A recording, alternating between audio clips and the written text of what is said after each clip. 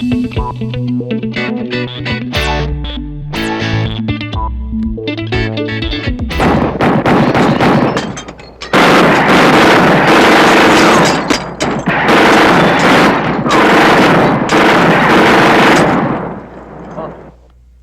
hindi ko malaman, kung dapat ako matuwa o mag-ingat sa takbo ng pangyayari. Alam mo, baka naman nabulilyaso lang pagpapakitang gilas ng kamlon. Kaya siya tinumba ng bago niyang amo. Gago talaga yun eh. Dapat lang mamatay yung tarantadong yun eh. Hindi ganun kadali yon. Ang dapat sa atin dito ay maging matala sa negosyo natin. Hindi pwedeng paisi-isi. At huwag kayong basta-basta magtitiwala sa mga kasama nyo. Dapat, lagi kayong handa. Siya nga pala, sa isang linggo, darating ang mga baril natin. At ididiretso ng mga kadil natin dito. Kaya kausapin nyo na ang mga kliyente natin para maipasa ng mga baril. Subukan mo. Ikaw naman. Siya nga pala. Ito ang paunang bayad. Alam nyo na ang dapat nyong gawin. Kaya mag-iingat kayo. Sige. Pards, alam mo dapat mag-ingat tayo sa gagong yan eh. Hindi tayo nakakasiguro na baka balang araw tayo naman itumba ng gagong yan eh. Elias, total, bayad na tayo eh. Gusto mo ngayon pa lang, tirahin ko na eh. Pards, bumabalik. Ha? Hindi, sabi ko, dito tayo bumaril.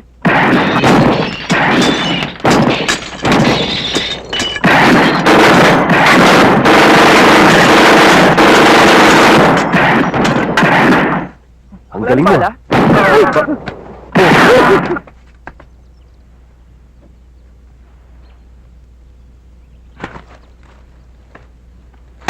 Di puta! May nakialam kay Kamlon na hindi natin kilala. Bossing, nasisiguro ko na bata ni Evelio ang yumari sa grupo ni Kamlon.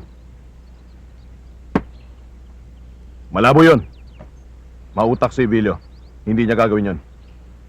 Alam niyang pag-iinitan siya ng mga pulis kapag ginawa niya yon. Lalo na't katatapos lang ng malaking gulo sa teritoryo niya. Eh, sino tumira kay Kamlon? Kailangan trabahuin niyo para malaman natin. Dahil may kutob ako na merong gustong sumulot sa deal natin kay Evelio.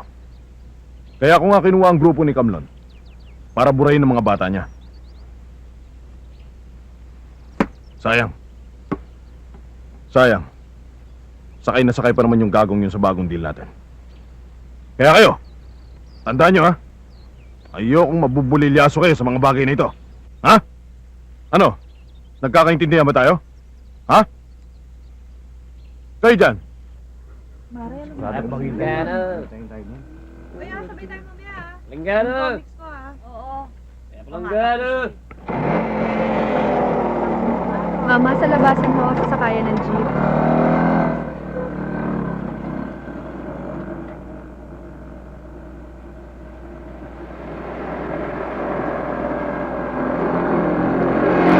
Mama, ba't tumiba kayo ng daan? Mapapalayo na ako dyan sa pupuntahan ko eh.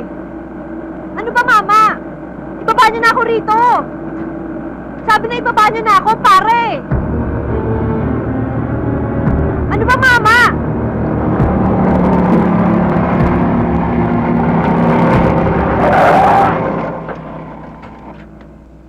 Tarantado ka talaga, pinakaba mo ako eh.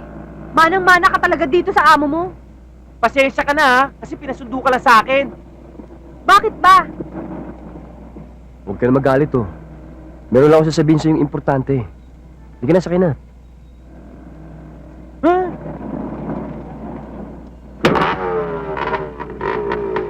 Elias! Tama ako 5 ha!